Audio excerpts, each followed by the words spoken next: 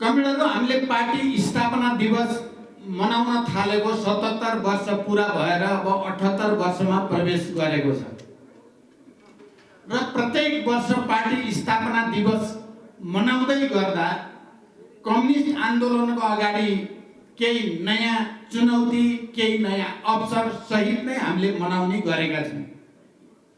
विगतमा धेरै त्यस किसिमका अप्ठ्याराहरू, विभाजनका पीडाहरू, एकताका उत्साहहरू, आन्दोलनमा विजयका गौरवशाली क्षणहरू र पराजयका निकै चुनौतीपूर्ण क्षणहरूको पनि अनुभव र अनुभूति गर्दै कम्युनिस्ट आन्दोलन, कम्युनिस्ट पार्टी अहिले 77 वर्ष पुरा गरेर 78 वर्षमा प्रवेश गरेको छ।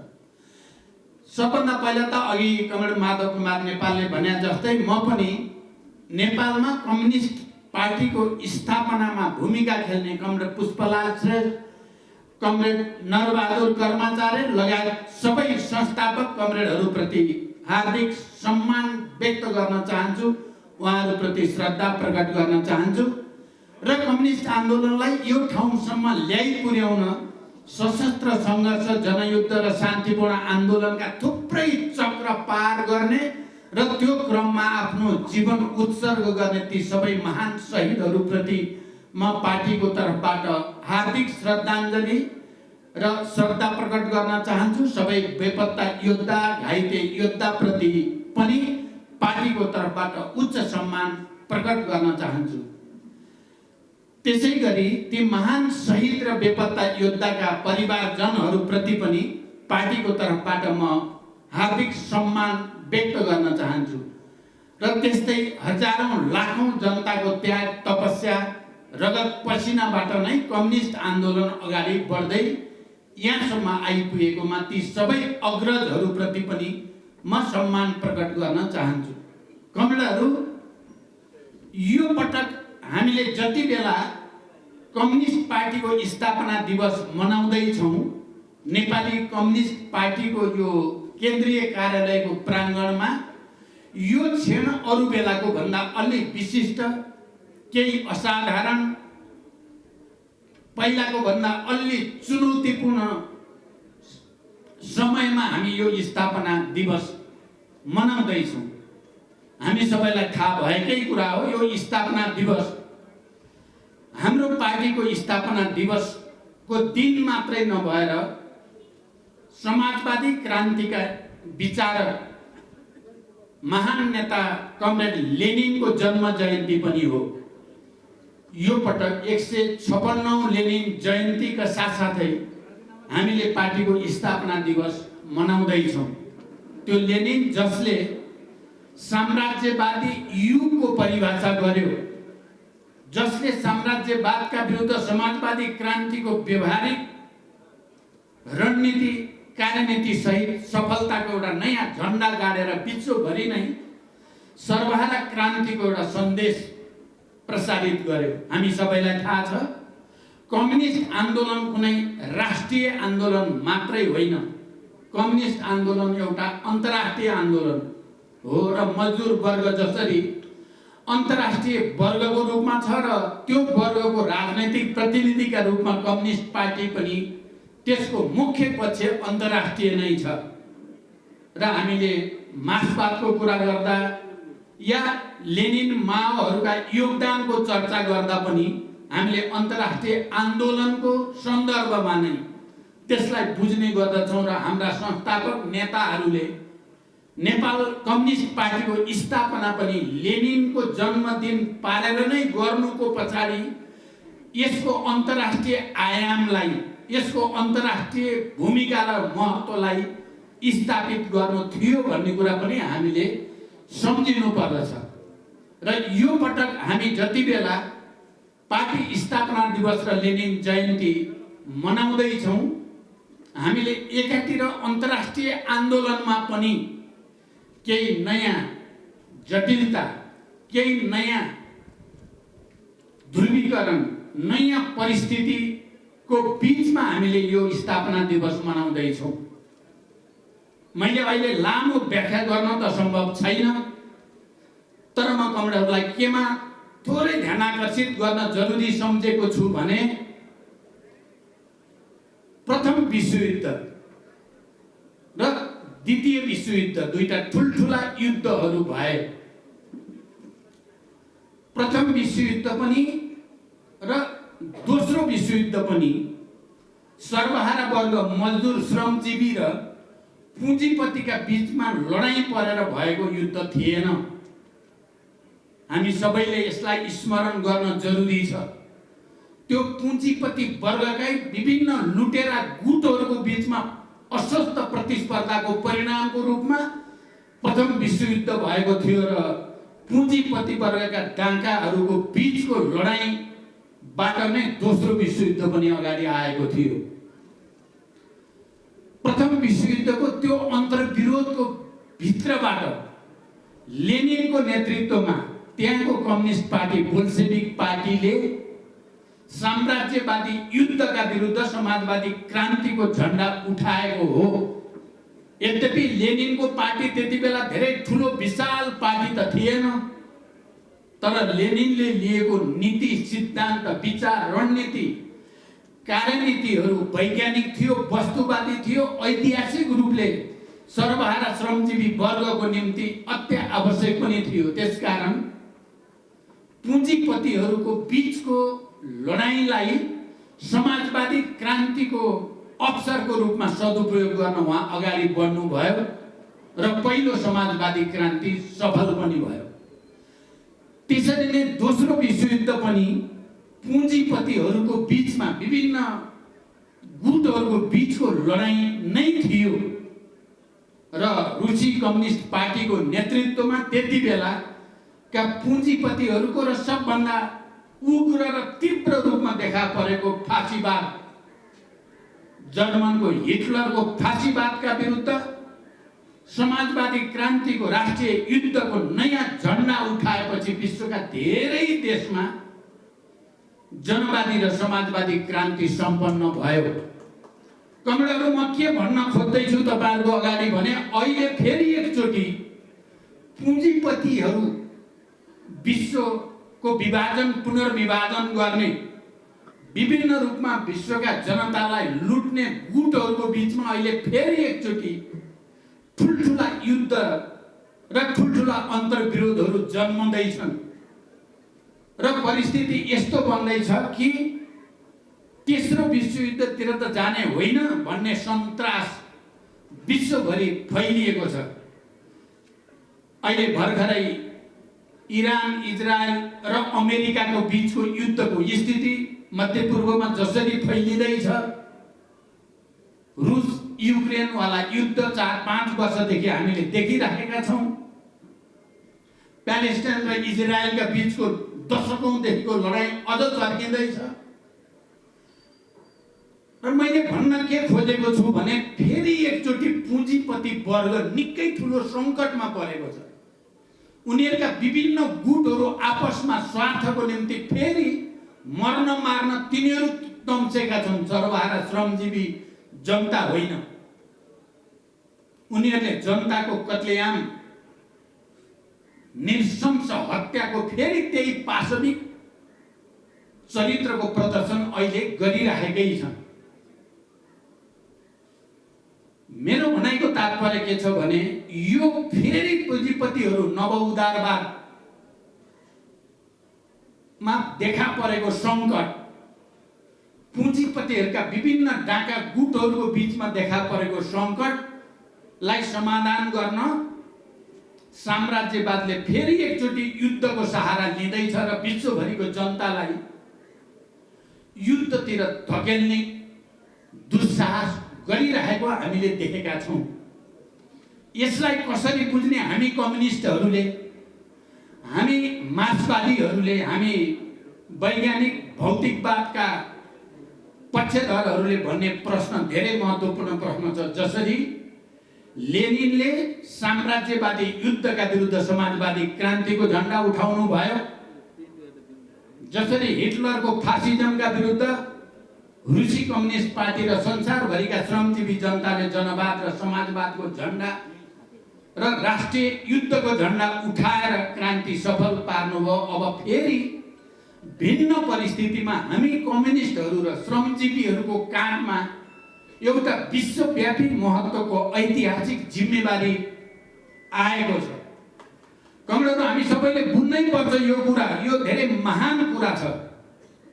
तपाईहरुले सायद यो कुरा नोट गर्नुभयो होला, चाहे ल्याटिन अमेरिकी देशको कुरा गरौँ या अन्य देशहरूमा पनि कुरा गरौँ, अहिले फेरि एकचोटि समाजवादतिर दुनियाँ फर्किँदैछ। तपाईहरुले हेरिराख्नु भएको होला, अमेरिका जस्तो ठाउँ जहाँ त्यहाँको सरकार र नेतृत्वले दुनियाँभरि युद्ध थोपर्ने दुस्साहस गर्दैछ, लाखौं र करोडौंको संख्यामा अमेरिकी जनतामा सडकमा उत्रेर युद्धको विरोधमा उत्रेको पनि हामीले देख्न सक्नु पर्दछ।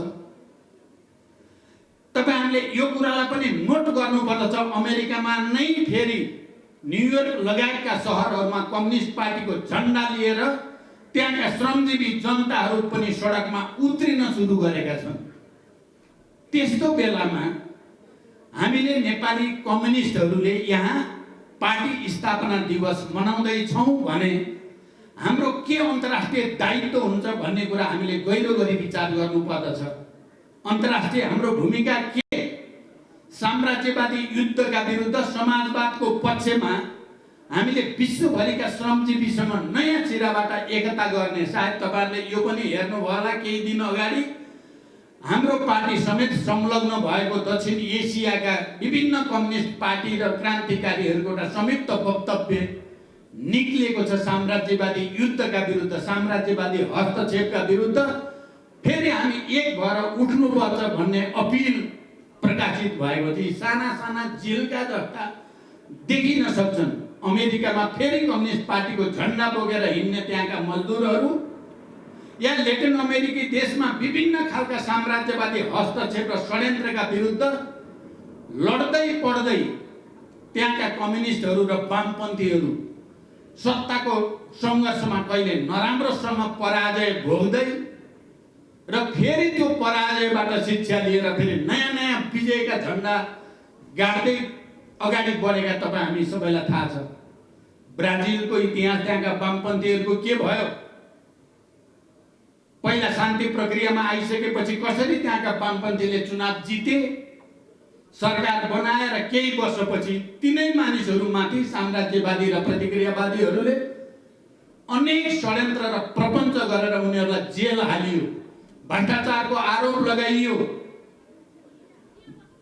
वर्षौं जेल बसेर पनि उनीहरूले जनताको पक्षमा, राष्ट्रको स्वाधीनताको पक्षमा आवाज उठाउन छोडेनन्। पछि तिनै नेताहरू फेरि आएर चुनाव अत्यधिक बहुमतले जितेर अहिले राष्ट्रपति छन्। हामीले यो कुराको पनि हेक्का राख्नुपर्छ। आज हामीले पार्टी स्थापना दिवस मनाउँदै गर्दा विश्व इतिहासमा क्रान्तिकारी र वामपन्थीहरूका जित र हारका श्रृङ्खलाहरू कस्ता रहे र अन्तिममा विजय कम्युनिस्टहरूको, क्रान्तिकारीहरूको नै हुँदै कसरी आएको छ भन्ने कुराको पनि गम्भीर समीक्षा गर्नुपर्दछ। म यसको लागि पनि यो मञ्चबाट तपाईँ सबै कमरेडहरू र देशभरिका क्रान्तिकारी कम्युनिस्टहरू, श्रमजीवी जनतासँग पनि अपिल गर्न चाहन्छु। अहिले क्षणिक रूपमा कम्युनिस्ट आन्दोलनले धक्का खाएको देखिएकै छ, त्यसबाट हामीले शिक्षा लिनै पर्दछ। हामीले कहाँ कमजोरी भयो भन्ने कुराको वस्तुवादी समीक्षा गर्नै पर्दछ। मलाई के लाग्छ भने यी धक्काहरू जो खाइन्छ बेला बेलामा, ती हामी भित्र जम्मा भएका फोहोर मैला सफा गर्ने अवसर पनि हो। सायद हामी सत्तामा बस्दा, कुर्सीमा बस्दा बस्दा धेरै फोहोर हामी भित्र पनि जम्मा हुँदै गएको थियो। अहिले जनताले हामीलाई घृणा गरेको होइन, जनताले हामीलाई नुहाई धुवाई गरेर आऊ भनेर सबक सिकाएको हो भन्ने मलाई लाग्छ। त्यसकारण हामीले फोहोर मैला सफा गर्ने अवसर हामी भित्र जम्मा भएको, त्यसकालको गलत चिज सुधार्ने अवसरको रूपमा पनि यसलाई लिनुपर्दछ। म फेरि एकचोटि लेनिन सम्झिन चाहन्छु। कम्युनिस्ट पार्टी मजदुर वर्गको पार्टी र बुर्जुवा पार्टीमा अन्तर के हो? बुर्जुवाहरूले कहिले पनि आफ्नो गल्ती खुलस्त स्वीकार्न तयार हुँदैनन्, ढाकछोप गर्छन्, षड्यन्त्र गर्छन्, अनेक प्रपञ्च गर्छन्। त्यसकारण तिनीहरू जहिले पनि जनताका विरुद्ध हुन्छन्। हामी कम्युनिस्ट र मजदुर वर्गको विशेषता के हो त? हामी सकेसम्म गल्ती नगर्न सचेत हुने कोसिस गर्छौँ। त्यति गर्दा गर्दै पनि गल्ती भयो भनेपछि हामी फेरि खुलस्त स्वीकार गर्छौँ, सार्वजनिक रूपमा गल्ती भयो भनेर जनतासँग माफी माग्छौँ र हामी अब गल्ती नदोहोर्याउने प्रतिबद्धता व्यक्त गर्छौँ र अगाडि जान्छौँ। यही अन्तर बुर्जुवा पार्टी र सर्वहारा पार्टीको बिचमा, कम्युनिस्ट पार्टीको बिचमा छ भनेर लेनिनले एक कदम अगाडि दुई कदम पछाडि भन्ने आफ्नो प्रसिद्ध किताबमा लेख्नु भएको छ। सायद धेरै कमरेडले त्यो पढ्नु भएकै होला। लेनिनले यो पनि भन्नुभएको छ, समाज विकासको क्रममा त्यस्तो कुनै मानिस जन्मेको छैन, जन्मिने पनि छैन जसले जीवनमा गल्ती नै नगरेको होस्। गल्तीबाट सिक्दै नै मान्छे अगाडि बढ्ने हो। तपाईँ हाम्रो जीवन पनि बच्चाबाट यहाँसम्म आइपुग्दा धेरै गल्ती कमजोरी बचपनदेखि नै हामीले गर्दै त्यसबाट सिक्दै नै हामी विकसित भएको हो। त्यस्तै उहाँले लेनिनले भन्नुहुन्छ, पार्टी पनि दुनियाँमा त्यस्तो कुनै पार्टी जन्मेको छैन जसले गल्ती नै नगर्ने, सधैँ राम्रो मात्रै गर्ने हुँदैन। त्यस्तो इतिहासले महान मान्छे र महान पार्टी त्यसैलाई भन्छ जसले सकेसम्म गल्ती नगर्न बल गर्छ। गल्ती भन्ने थाहा पाएपछि खुलस्त आफ्नो वर्गको अगाडि, आफ्नो जनताको अगाडि, राष्ट्रको अगाडि राख्छ र त्यसलाई सच्याउने सङ्कल्प गर्दछ। इतिहासले महान व्यक्ति पनि तिनैलाई भन्छ र महान पार्टी पनि त्यस्तै पार्टीलाई भन्छ। हामीले विगतमा कहीँ न कहीँ केही न केही त्रुटि गरेकै छौँ। हामी अहिले त्यसको आत्मचिन्तन, आत्ममन्थनमा छौँ। तपाईँहरूलाई थाहा छ, हामी अहिले पार्टीको त्यस्तै बैठकमा बडो खुलस्त ढङ्गले सबै कमरेडहरूलाई आफूलाई लागेका विचारहरू राख्ने अवसरको रूपमा, किनभने यो ऐतिहासिक मोडमा हामी छौँ। जनताले हामीलाई केही न केही सबक सिकाउन खोजेको छ। जनताले सिकाउन खोजेको ती शिक्षालाई हामीले ग्रहण गर्ने अवसरको रूपमा लिनुपर्दछ। त्यसकारण हामी त्यही प्रक्रियामा छौँ। म अहिले अरू लामो व्याख्या नगरिकन हामी कुन ओरिएन्टेसनतिर जाँदैछौँ त? पहिला आफ्नै पार्टीका कमी कमजोरी सच्याएर यसलाई पुनर्गठन गर्ने, नयाँ युवाहरूलाई प्राथमिकताका साथ आउने महाधिवेशनसम्म जाँदा तलदेखि माथिसम्म युवा र गतिशील नेतृत्वलाई प्राथमिकता दिने, हामी पुराना पुस्ताकाले पनि कुनै न कुनै भूमिका भए पनि अहिलेसम्म खेलेको रूप र भूमिकालाई नयाँ रूप र भूमिकामा प्रस्तुत गर्ने गरी छलफल गर्दैछौँ र हामी महाधिवेशन 6 महिनाभित्र हामीले भनेका छौँ सकेसम्म आउने आश्विनभित्र महाधिवेशन सम्पन्न गर्ने र नयाँ ढङ्गले यो पार्टीलाई पुनर्गठन गर्ने प्रक्रिया सुरु भएको छ। पहिलो। दोस्रो, हामीले यो बदलिएको देशको राजनीतिक जटिल परिस्थितिमा वामपन्थी र कम्युनिस्ट आन्दोलनको समग्र रूपान्तरण र पुनर्गठन पनि आवश्यक छ। त्यसको निम्ति पनि नेपाली कम्युनिस्ट पार्टी, हामी यहाँ 3टा प्रधानमन्त्री पनि छौँ, उपप्रधानमन्त्रीको लाइन नै छ, मन्त्रीहरूको त हामी निकै धेरै छौँ। यो पटक मन्त्री हुन नपरेकोमा, प्रधानमन्त्री हुन नपरेकोमा म खुसी व्यक्त गर्छु। यो आफू पार्टी सच्याउने अवसर हो हामीलाई। त्यसकारण कम्युनिस्ट आन्दोलनको पुनर्गठनको नेतृत्व पनि हामीले नै गर्नु छ। मैले व्याख्या नगरिकन तपाईँहरूको ध्यान आकर्षण केमा गर्न चाहन्छु, यो बिचमा मसँग विभिन्न कम्युनिस्ट घटकका साथीहरू, पुराना नयाँ सबैले आउने ल तपाईँहरूले नेतृत्व गरिदिनु पर्यो कम्युनिस्ट आन्दोलन पुनर्गठन भन्ने धेरै सयौं नेताहरू आउने गर्नु भएको छ। म अझ बढी जिम्मेवारी थपिएको जस्तो, अझ बढी चुनौती थपिएको जस्तो महसुस गरेको छु। त्यसै गरी दोस्रो, मैले भने कम्युनिस्ट आन्दोलनको पुनर्गठनको पनि जिम्मेवारी हामीले लिनु छ भने तेस्रो, हामी हिजो निरङ्कुश राजतन्त्रका विरुद्ध, सामन्ती तन्त्रका विरुद्ध शान्तिपूर्ण आन्दोलनका राजनीतिक दल, त्यसको नेतृत्वकर्ता र सशस्त्र जनयुद्धको नेतृत्वकर्ताको बीचमा समझदारी गरेर नै नेपालमा संविधान सभा र सङ्घीय लोकतान्त्रिक गणतन्त्र स्थापना सम्भव भएको हो। त्यसकारण एकपटक तेस्रो हतियारका रूपमा हामीले संविधान सभाका, शान्ति सम्झौताका, समानुपातिक समावेशी प्रतिनिधित्व प्रणाली र सङ्घीय लोकतान्त्रिक गणतन्त्रका पक्षधर सबै राजनीतिक शक्तिहरूलाई एक ठाउँमा ल्याएर फेरि एकचोटि राष्ट्रको अगाडि देखा परेको स्वाधीनताको समस्या, भौगोलिक अखण्डताका समस्या लगायत तमाम समस्याहरूको फेरि मुकाबला गर्ने अवसर पनि यो हो। तपाईहरुलाई थाहा भयो होला, अहिले चाहे नेपाली कांग्रेस, नेकपा एमाले, मधेस केन्द्रित राजनीतिक दलहरू, अन्य कम्युनिस्ट पार्टीहरूका नेताहरूसँग हाम्रो फेरि नयाँ सिराबाट संवाद अगाडि बढ्दैछ। हामी सबैले यो कुरा देख्न सक्नुपर्दछ। यो असाधारण परिस्थिति हामीले आँट गर्यौं भने, हामीले त्याग तपस्याको फेरि एकचोटि संकल्प गर्यौं भने यो पार लाउन सकिन्छ छिटै। किनकि हामीले यी सबै अनुभवबाट गुज्रेका छौं। हामी पराजयका ठुल्ठुला परिघटना पनि हामीले हेरेका छौं भने विजयका पनि ती सबै हामीले हेरिसकेका छौं। 64 मा कसरी हामी एक्लै बहुमतको नजिक पुगेको अनुभव पनि हामीसँग छ।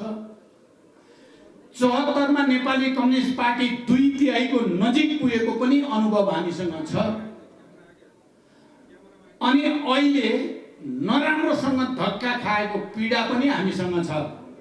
यी दुईटैलाई जोडेर हेर्यो भने म चाहिँ के देख्छु भने छिटै फेरि तपाई, हामी त कतिपय साथीहरू अलि निराश भएको जस्तो कुरा सुनाउन आउनुहुन्छ। मलाई आजकल निराशाको कुरा सुनाउने मान्छे मेरो अगाडि नआइदिए हुन्थ्यो जस्तो लाग्छ। त्यस्तो होइन।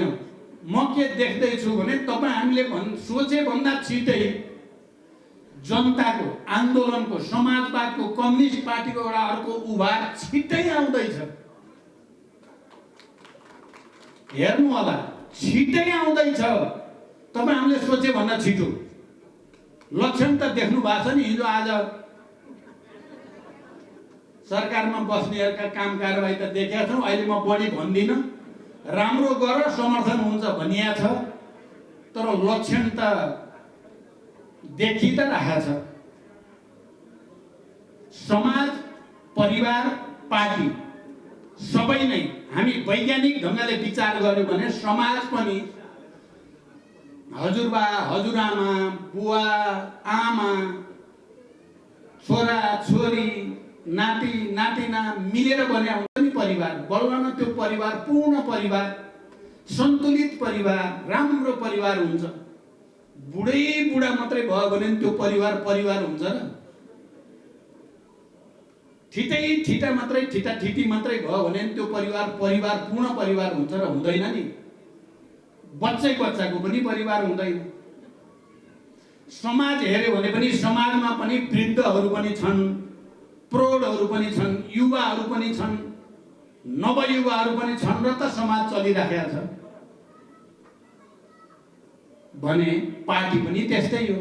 पार्टीमा पनि एउटा उमेर समूहलाई निषेध गरेर अर्को उमेर समूहलाई मात्र राख्छु भने त्यो वैज्ञानिक होइन।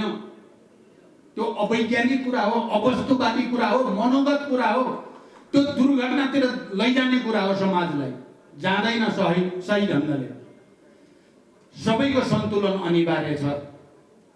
अहिले हावाहुरी नयाँ भन्नेमा चलेको छ। नयाँलाई हामी उच्च महत्त्व दिन चाहन्छौँ। हामी नै हो सबभन्दा बढी नयाँलाई महत्त्व दिएर नयाँलाई अगाडि ल्याउन चाहने। तर हिजो आज राम्रा न्युजहरू पनि आउन थालेका छन्। बिस्तारै बडो रमाइलो लाग्न थालेको छ न्युजहरू हेर्दा। बडो मजाका न्युजहरू आउन थाल्छ। अस्ति nepo baby, nepo kids corruption भन्नेहरू अब ती नेपो बेबी र किड्स को रहेछन् भन्ने त अब त देखिन थाल्यो नि। अब त जनताले बुझ्ने दिन छिटै आउँछ जस्तो लागेको छ मलाई। हामी आफू तयार हुन पर्यो मात्रै हो। हामी आफू चाहिँ अगाडि बढ्न तयार भएर बस्दाखेरि राम्रा दिन छिटै आउँदैछन्। आज कम्युनिस्ट पार्टी स्थापना दिवस मनाउँदै गर्दा हामी सबैले बुझ्नुपर्ने वैज्ञानिक कुरा के हो भने हामी फेरि धुलो मैलो टकटक्याउँदै फोहोर मैला सफा गर्दै फेरि जनताको साथमा, फेरि वर्गको साथमा, फेरि क्रान्तिको पक्षमा उभिने कुरा नै हो। म फेरि भन्न चाहन्छु, जनताले हामीलाई सबक सिकाएका छन्। यो पटक जनताले हामीलाई घृणा गरेर बहिष्कार गरेको होइन, सबक सिकाएको हो। तिमीहरू अलि बढी हुन थालेछ भाइ, होस गर भने हो। होस गर्ने बित्तिकै जनता फेरि राष्ट्रिय स्वाधीनताको निम्ति जहिले पनि कम्युनिस्टहरू लडेको इतिहास जनताले बिर्सेको छैन। सामन्ती निरङ्कुशता र शोषण उत्पीडनका विरुद्ध, विभेदका विरुद्ध मजदुर किसानदेखि महिला, दलित, आदिवासी, जनजाति, थारू, मधेसी, मुस्लिमका पक्षमा लडाई कसले लड्यो? अहिले जे त्यो अधिकार प्राप्त भएका छन् जनयुद्ध र जनआन्दोलनको बलमा प्राप्त भएको हो भन्ने कुरा जनताले बिर्सेको छैन। नयाँ साथीहरू जो हामी बेसरी जित्यौँ भन्ठान्नु भएको छ, मैले त भनेको छु तपाईहरू ठिकै छ, अहिले मत जित्नु भएको छ, राम्रो गर्नुहोस्, हाम्रो शुभकामना त छ। तर के ख्याल गर्नुहोस् भने तपाईले जति महिला ल्याउनु भएको छ या अरू ल्याउनु भएको छ, हामीले बनाएको संविधान भित्रैबाट ल्याउनु भएको छ, त्यो भूमिका नबिर्सिनु होला। हिजो जनयुद्ध र जनआन्दोलनको समझदारी साथ बुँदेर सात राजनीतिक दल र नेकपा माओवादीको बीचमा समझदारी भएर संविधान सभा र संघीय लोकतान्त्रिक गणतन्त्र नभएको भए तपाईहरुले अहिले जे भोगिराख्नु भएको छ त्यो असम्भव थियो भन्ने कुरा नबिर्सिनु होला। मैले यो कुरा धेरै चाहिँ अहिले भन्न चाहन्न, नबिर्सिनु होला। र हामी यो स्थापना दिवससँगै मैले भनिहाले, आफ्नै पार्टी सबभन्दा पहिला पुनर्गठित गर्ने, पुनर्संरचनामा लैजाने, नयाँ बनाउने। मैले त साथीहरूसँग भनेको छु, सच्ची नचाहने जति हामीसँग बस्ने हो, नचाहने गए हुन्छ भनेको छु मैले। यो हामीले एकता गरेका छौँ, धेरै बनाएको छौँ, हामी कसैलाई फुत्किन दिन त चाहँदैनौँ। तर यहाँ बसेर रडाको गर्ने चाहिँ अब नबसे हुन्छ, आफ्नो बाटो लागे पनि हुन्छ। यहाँ बसेर क्रान्तिकारी ढङ्गले आफूलाई रूपान्तरण गर्ने संकल्प गर्नेहरू बसौँ। हामी अरू पनि को छन् हामी ल्याउँछौँ। त्यसकारण यो ऐतिहासिक अवसर हो आफूलाई बदल्ने, क्रान्तिलाई फेरि नयाँ सिराबाट अगाडि बढाउने अवसर हो आज पार्टी स्थापना दिवस। र लेनिन जयन्तीका अवसरमा म सबैलाई त्यसको निम्ति अपिल गर्दै, म आफै त मैले भने लिडरसिपको नयाँ रूप र नयाँ भूमिकाको खोजीमा छु म पनि। मलाई साथ चाहिएको छ, तर म अन्तिम समयसम्म लड्न चाहिँ छोड्दिनँ। म लडाईँ फेरि फेला पारे जस्तो लागेको छ। म खुसी छु। तपाईहरु सबैलाई बधाई र शुभकामना भन्दै बिदा हुन्छु। धन्यवाद। लाल सलाम।